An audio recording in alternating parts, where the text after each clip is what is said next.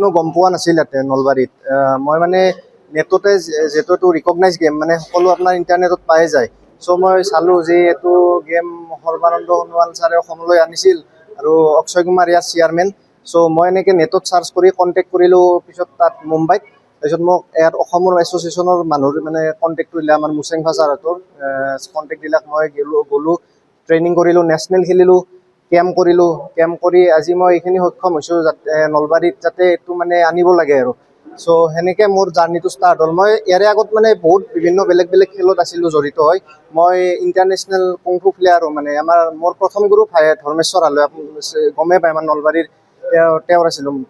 তেওঁ মোৰ প্ৰথম গুৰু আছিলে চ' এনেকৈ ভাবিছোঁ যাতে কুডো আমাৰ নলবাৰীৰ পৰাই ভাল আৰু প্লেয়াৰ ওলায় আৰু ইয়াৰ পৰাই ভাল প্লেয়াৰ আৰু ওলায় যাতে ইণ্টাৰনেশ্যনেল প্লেটফৰ্মটো চুব পাৰে বা চাকৰি পোৱাত সক্ষম হয় আৰু যিহেতু এটা ভাল প্লেটফৰ্ম এইটো ট্ৰাই কৰিব লাগে আৰু নতুন য়ং জেনেৰেশ্যন মানে ইউথটোৱে আৰু বৰ্তমানতো নলবাৰীত আজি ইণ্ট্ৰডিউচ মিটিং এখন মানে নলবাৰীত বৰ্তমান মই এতিয়া ইণ্ট্ৰডিউচ কৰিলোঁহে এতিয়া মই জাগা এটা চাব লাগিব চ' তাত মানে ট্ৰেইনিং চেণ্টাৰ মই ষ্টাৰ্ট কৰিম তাৰপিছত বাকী আগৰ জাৰ্ণিটো দেখা যাব আৰু কেতিয়াৰ পৰা আৰম্ভ কৰা যাব নলবাৰী খুব অতি শীঘ্ৰে আৰু মানে মই কেম্প কৰিব যাম এটা কেম্প কৰি আহি ৰিটাৰ্ণ হয় মানে এইটো খুব অতি শীঘ্ৰে মই ট্ৰাই কৰিম আৰু আৰম্ভ কৰিব বহুত নিচা মানে যিখিনি পাৰোঁ মই সহায় কৰোঁ এই নতুন খেলটোৰ প্ৰতি সি বহুত আগ্ৰহী আনাৰ কাৰণে বহুত ইচ্ছা সুবিধাটো হ'ল এতিয়া সি যাতে আৰু ছাকচেছ হয় আৰু এইটোৱে হ'ব কুডো এবিধ মিক্সড কম্বেট স্পৰ্ট আমাক ভাৰত চৰকাৰে 2020 চনত আমাকে ৰিকগনাইজ কৰিছে ৰিকগনাইজ কৰাৰ পিছত আমাৰ ভাৰতবৰ্ষত বহুতো ৰাজ্যৰ পৰা ল'ৰাই চৰকাৰী চাকৰি পাবলৈ সক্ষম হৈছে এতিয়া নিচেই ওচৰতে গুৱাহাটীতে আমাৰ প্ৰায় 42টা পোষ্ট চৰকাৰী পোষ্ট ওলাই গ'ল স্পৰ্টছ কোটা কিন্তু খুব দুৰ্ভাগ্য যে আমাৰ অসমীয়া ল'ৰাই তাতে স্পৰ্টছ কোটা জব এপ্লাই কৰিব নোৱাৰিলে আমাৰ যিহেতু আমাৰ ৰিকগনাইজ খেল কিন্তু ষ্টিল এইফালৰ ল'ৰা নাই কাৰণে আমি নলবাৰী কুডো এছ'চিয়েশ্যনৰ পৰা ভাবিছোঁ যে আগন্তুক দিনত ল'ৰা যথেষ্ট আমাৰ এথলিটবিলাক ওলাব যিহেতু নলবাৰীখন যথেষ্ট পটেঞ্চিয়েল আছে ইয়াৰ পৰা আমাৰ ফাষ্টেষ্ট এথলিট নিবেদিতা বৰ্মন আছে মহাদেৱ ডেকা আছে তো তেওঁলোকৰ কাৰণে আজি গোটেই ভাৰতে আমাক চিনি পায় সেইকাৰণে নলবাৰীত আমাৰ এজন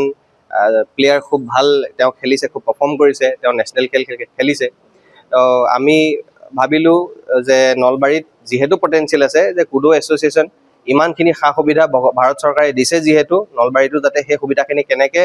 সহজলভ্য হয় আৰু আমাক যিহেতু বিশেষ ইনফ্ৰাষ্ট্ৰাকচাৰ নালাগে তো সেইকাৰণে আৰু সমকলাবিধৰ যদি আমি টেকনিকেলি কথা ক'বলৈ যাওঁ তেনেহ'লে এইবিধ জন্মস্থান হৈছে জাপানত আমাৰ বলিউডৰ ছুপাৰষ্টাৰ অক্ষয় কুমাৰে তেওঁ যিহেতু নিজে মাৰ্চিয়েল আৰ্টিষ্ট তেওঁ এইটো আৰম্ভ কৰিলে 2011 চনত ভাৰতলৈ আনি প্ৰথমতে স্কুল গেমছত তেওঁ ৰিকগনাইজ কৰালে তাৰপিছতে লাহে লাহে 2019 বৰ্ষত তেওঁ এইটো ভাৰত চৰকাৰৰ খেল মন্ত্ৰালয় যোগেদি তাৰমানে ইয়াক ৰিকগনাইজ কৰালে মান্যতা পোৱালে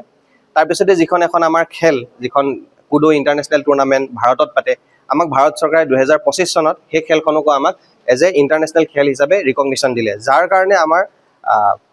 আমাৰ ল'ৰাৰ চাকৰি পৰা যিটো প্ৰবেবিলিটি বহুত হাই হৈ গ'ল তো সেইকাৰণে ইমানখিনি সুবিধা দিছে যিহেতু সেইকাৰণে আমি ভাবিছোঁ যে নলবাৰী